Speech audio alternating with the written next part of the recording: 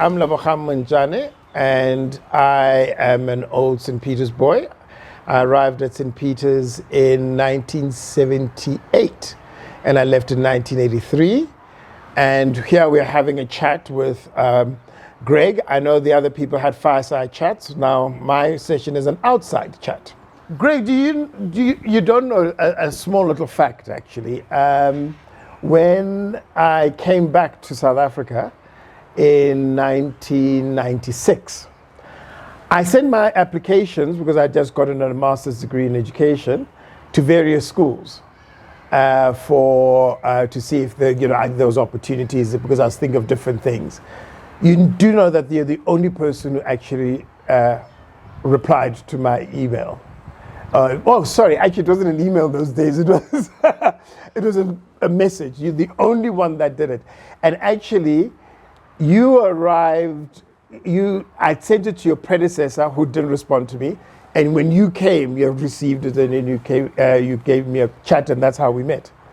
I don't remember that. You don't.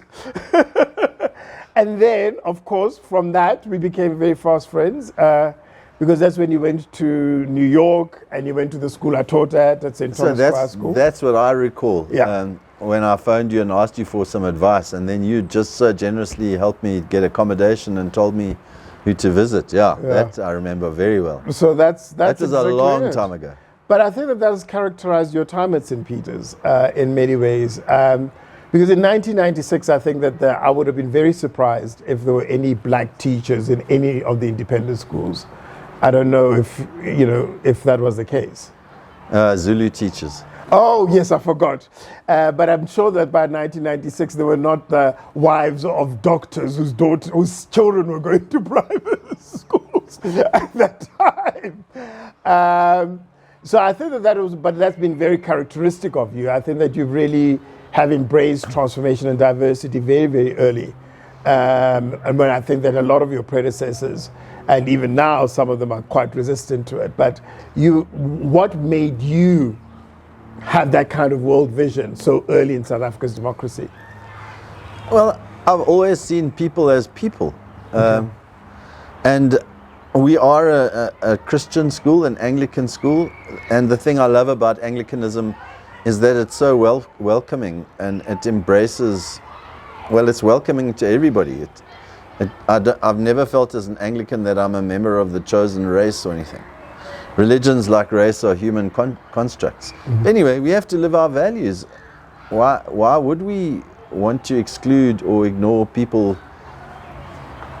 I've always felt that there's that catchphrase, celebrate the differences. I think it's much more important to celebrate the commonalities. There are far more commonalities than differences. The differences are minute. They're in culture. They're not in human development or intelligence or goals in life. Yeah. But you know what is interesting to me, actually, yesterday I heard the most beautiful story, actually, about the Anglican Church and Anglican schools. So obviously, I don't know if people know this, but obviously St. Peter's came out in many ways out of St. John's College, because Mr. Dotson was the headmaster there, and then he founded a school on his farm. But we yesterday at the Independent Schools Association of Southern Africa, which obviously St. Peter's is a member, we had a meeting, a regional meeting yesterday. And one of the parents from St. John's said that what he loved about an Anglican school is its emphasis of inclusion and celebrating of the commonality of the human condition and humanity. And he says that St. John's has different types of kinds of parents from different religious groups. And he says you're so moved that a Muslim woman said to him, I'm going to take communion today. Because I am part of this community, and obviously in the Anglican tradition, it's often when communion, it says, if you can receive communion in your own church, you can come up. So I think that is something that is so central about St. Peter's that makes it so special, And I'm glad that you've led on that basis. Now, Tommy, in terms of taking away our school and giving it to girls, Greg. What motivated that thinking?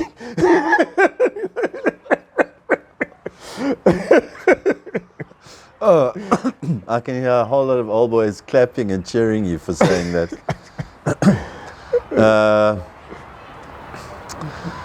So our boarding numbers began to drop in the 90s, as happened at a number of independent prep schools. And still we had very, very few, and we certainly didn't have need of this glorious, huge boarding house. It was occupied eventually by 6 or 7 boys, and a lot of them were bursary scholars that we'd found. We'd gone and looked for them, and they came from Soweto and Alex, so we didn't want to do away with it altogether, but we knew we couldn't. We couldn't leave an asset like that, so we thought long and hard about what we could use it for. We even thought about renting it out as business premises. We thought about a remedial school. But there was a demand from parents, a significant demand from parents who wanted a similar product for their daughters. So we began to investigate beginning a girls' school, and so we did. That's where we went. We were well aware of opposition from so many people, the current staff, the old boys, who felt it would alter the ethos. We were not interested in a co-ed school. We don't believe implicitly in monastic education as being superior to co-ed. We simply believe that parents should have a choice. So I set out to maintain the boys' school ethos as far as I possibly could. I think we've been pretty successful, and that's what's happened. One thing that the old boys wouldn't flinch on or were really angry about was the loss of Newlands, the great field that so many of them say is the finest cricket field in the whole country. That is the wonders of St. Peter's. Well, used to be, by the way. It was. You're not helping me. So we determined to replace it with something better, and so we built Mvukuzan, which is actually bigger and very beautiful. Yeah, and people are happy with that now, I hope. Now, when schools go from a transition of either monastic to concurrent monastic, a coordinate program, or go co-ed, they really generally struggle. And often girls feel, or the women who come in from an educational perspective, often feel that they are second-class citizens and the school doesn't get it right, that girls are here for the boys kind of thing, Why has St. Peter's been so successful in having a girls' school that is distinctively St. Peter's, but a girls' school? What informed your thinking and leadership there?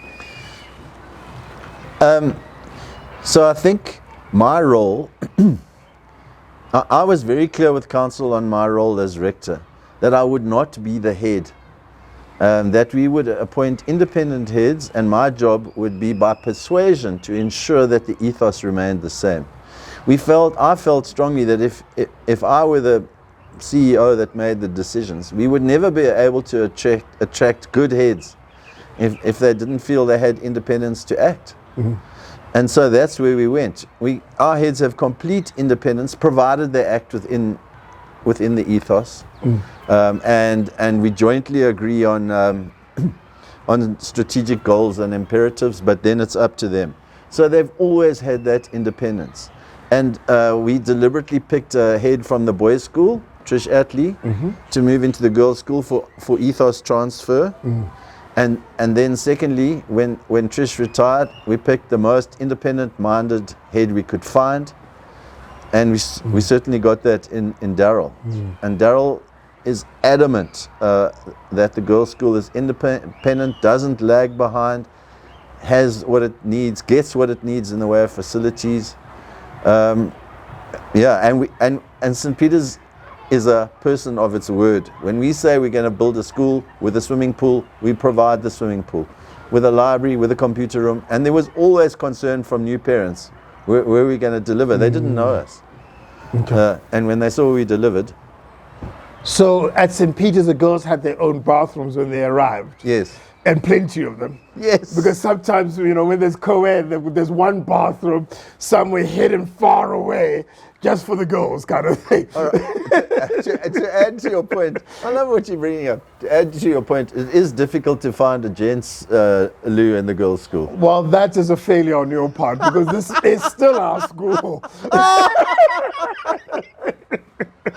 But I have to say, I must congratulate you because, as you know, some other schools in South Africa have been sued for perceptively treating girls inferior to the boys once they did a coordinate program, So that is really a great achievement on your part. So I think that you can look back on that with great pride. Well, thank you. There's no point in having a girls' school if it doesn't set out to break the preconceptions and all the barriers that women in the world face.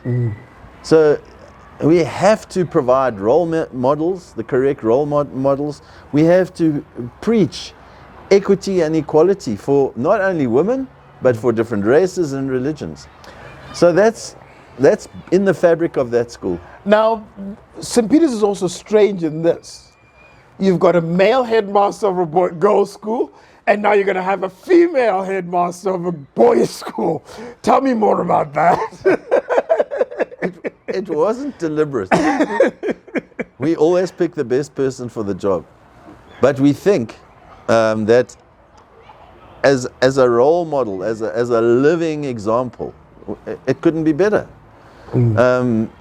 That boys will experience a woman running their school, and girls are experiencing a man running their school, and the man in the girls' school perpetually pushes women's rights and tells the girls, you've got to break through that glass ceiling. You're as good as anybody else on the planet, irrespective of their gender.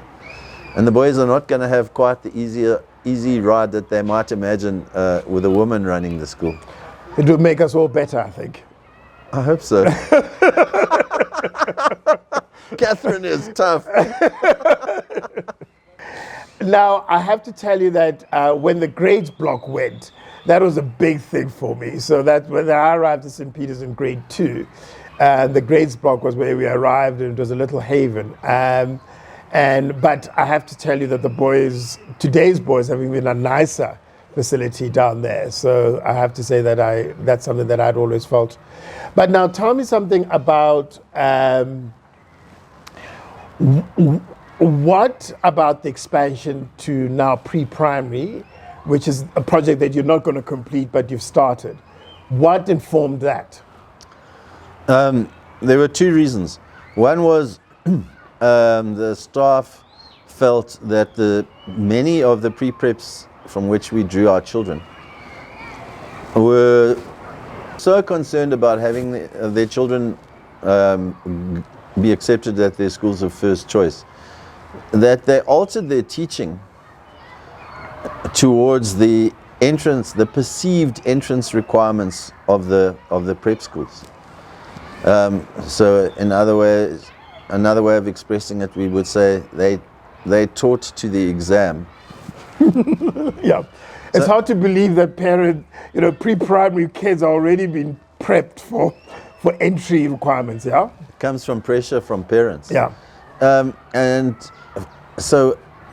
we don't have an entrance exam. We accept people on chronological order of application. We do test the children, but it's a diagnostic thing to see if there are any problems and so on. It's not. We don't exclude children. St. Peter's has never been like that. So they wanted better preparation. They wanted the children's perceptual training to be done properly, and they wanted them to have had fantasy play. We didn't want them coming here knowing how to spell their name and fill in a flippin' worksheet. They've got to be kids.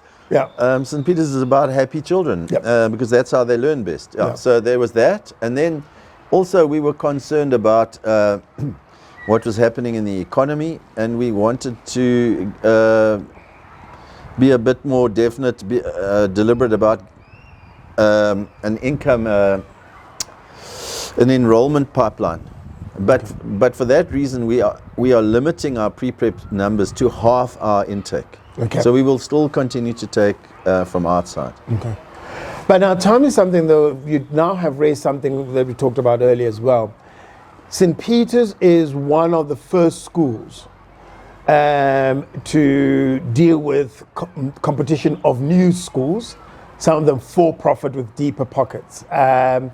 You know, when I was here in 1978, I mean, this place was a farm, you know, and I can't believe it's now truly a suburban school, you know. How did you manage, and I think this is very much for your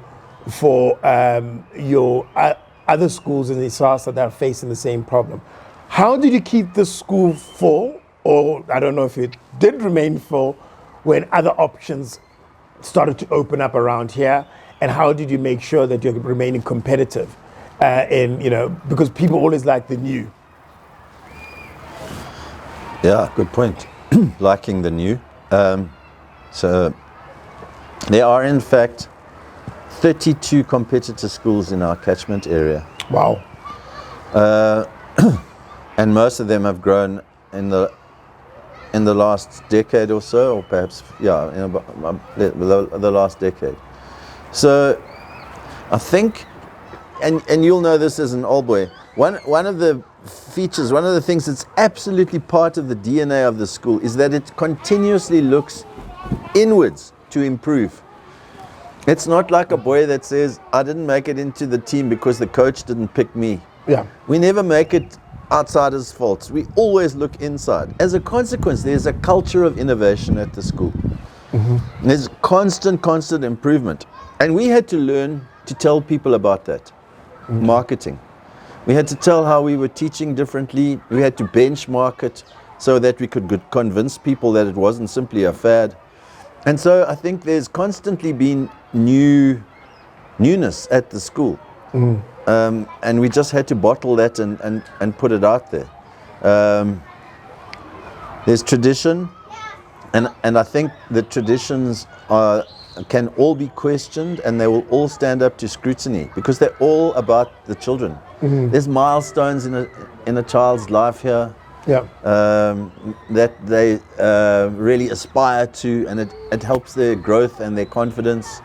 There's the Christian tradition, the Anglican tradition, mm-hmm. and that's very appealing. Mm-hmm. I often say, and there's that special feeling that the old boys, that you guys talk about. When you come on campus, you say it feels the same. It looks different, but it feels the same. Yeah. If the feeling had ever changed, I would have resigned and slit my wrists. Mm-hmm. It's precious. It's absolutely precious. I've never known a prep school where there's so much allegiance from the old boys. No, it's a very happy place. I mean, as you can see, I'm now middle-aged. And I'm not a gramps like you. But I still remember St. Peter's very, very fondly, and I know that the lessons that I learned here have stood me in good stead. You know, I think that one thing that I loved about St. Peter's is that it enabled all the boys to be themselves. And I think that is really one of the great advantages of a monastic education. So the children don't have to be gendered. They can enjoy being children because look, you've got the rest of your life to be a gender. And unlike other boys, I could have been good at cricket, but it didn't interest me. I was not really great at soccer, but also what I loved about St. Peter's, every sport was compulsory. And so I fumbled in the pool. I'm sure you're a very good swimmer, but I was not. But I think that is something else. Cross country was really big in my day here as well. And it really just forced you to challenge yourself. But what I loved was music. So I would go and practice my piano in the chapel, in the practice rooms. And that was never seen as odd for a boy, you know what I'm saying? So I think that is something that I loved about St. Peter's. I mean, I think the world has now caught up in terms of how humans should be viewed. But I think in our days, as you know, boys were this or girls were this, and St. Peter's was never felt like that. You talked about innovation at St. Peter's, something that you introduced me to. was De Bono. And I have to confess that I didn't know him until you told me about him. But something that I always knew, though, coming out of an education school, a teacher's college, was like, it doesn't mean because a school is a school, it's actually a thinking or an educative environment. What was the innovation? Why did you become, very early on in South Africa, to become a school that thought about thinking rather than merely assessment and sorting? I think that one of the most important skills you can give to any human being is to help them with their judgment, improve their judgment. And judgment involves thinking. And the way I was brought up, I was never told how to think. So I had this very narrow paradigm where you thought when you were emotional, you thought according to your background, which gave you your logic, which wasn't always correct, and the way you viewed people, that affects your thinking.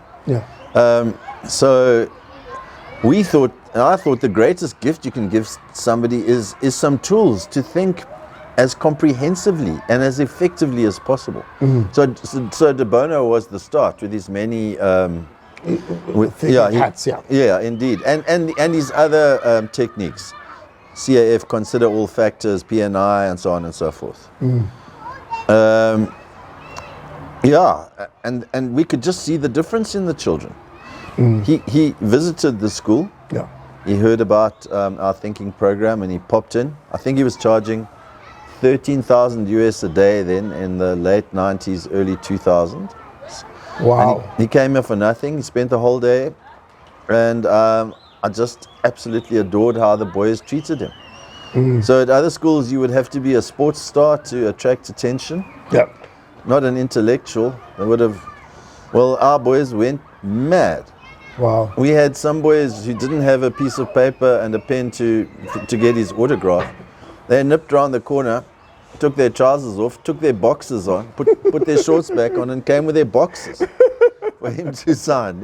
Wow, that's amazing. It was lovely, and now it's embedded in the curriculum now, and we can hear the difference when we get reports back from schools where the boys and girls go for their scholarship tests and entrance exams. We always get remarks about how they think, how composed they are, and so on.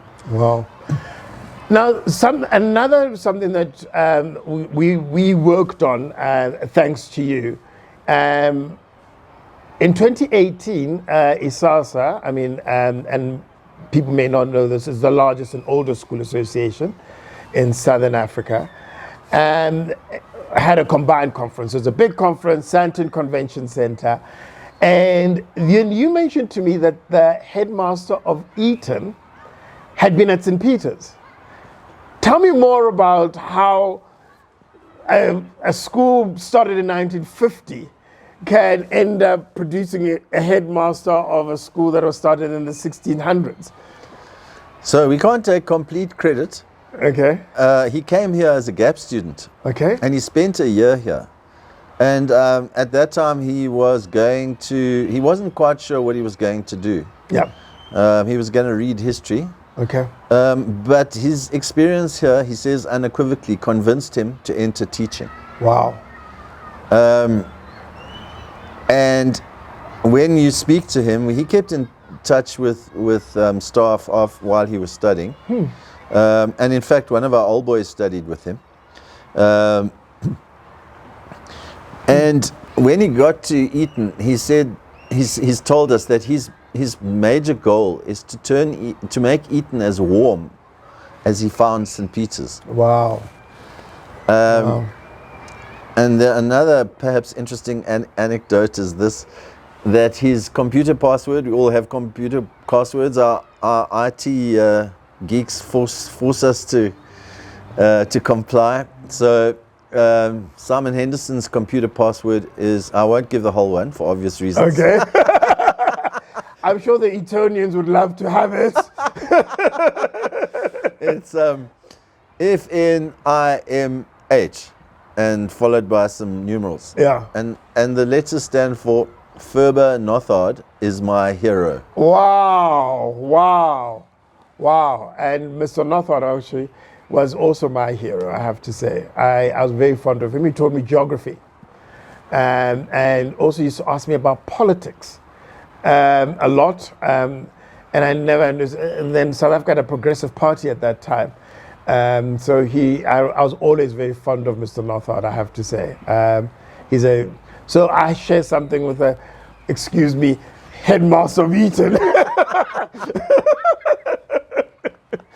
But now that you've came to a school with, which is very semi-rural at that stage, now urban, it is an enormous campus that keeps expanding. What do you look back at? What are you going to look back at when you're now retiring? You're retiring, and you're 90 years old, and you're thinking back about your time at St. Peter's. What emotions and thoughts will be conjured up? I will I will miss the people because they're extraordinary. And I'll miss the great occasions, the masses, the celebratory masses, for anniversaries, end of term, when old boys pitch up in their school uniform from other senior schools, and I in the back of the chapel. That moves me incredibly. And seeing people develop, that's been the most wonderful gift, to see little children develop and do things they never thought they could do, and the adults that work here, the staff, to see that. I'll miss the sound of the bells. I love the bells. And oh yes, and have you talked about that story? I'm not sure. About where did you find the bells? I know that once you told me that, Lebogang, I'm busy going to find some bells, and there's a bell obsession there for a long time. So where did you find them? And you built the tower, and all right. Our director of music at the time, Vaughan van Sale, who's now director of music at the Drakensberg Boys Choir, he was desperate to get an organ in the chapel. We never had an organ. So he got together and started to raise funds, and in due course he raised sufficient money, and then off he went to a church that was about to be demolished somewhere in the Eastern Cape, and he came back with an organ. And then he told me we needed a sound box for the organ. He was very frugal in the way he gave out information.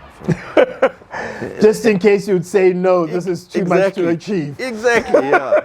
So first of all, the organ cost this much. And then when he'd raised some money, he revealed the actual cost. So I couldn't stop it at that stage, so we had to put some more in. And then we needed a sound box for the organ. I knew nothing about that.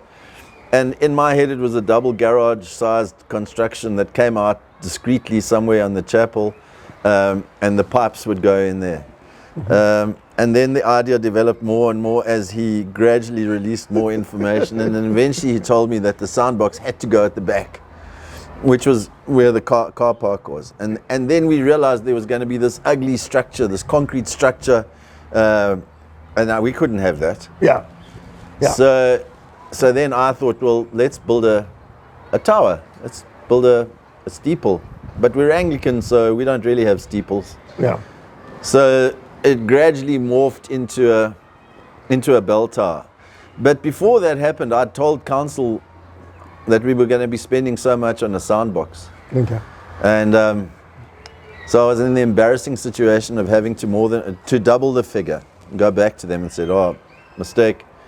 And then we started to talk about bells and got excited about them, and the word spread around the world, and we got a letter from the Celtic Foundation in the UK that said they would donate a bell. Wow. Because we were a prep school, and they knew of only one other prep school in the world that had its own ring of bells. Wow. Well, then we got excited. Then we had to alter the design to take the weight of the bells. So I had to go back to council and say, look, the cost is now double again. But the council got so enthusiastic about it, and in one memorable meeting, they challenged each other and raised the money to cover one bell.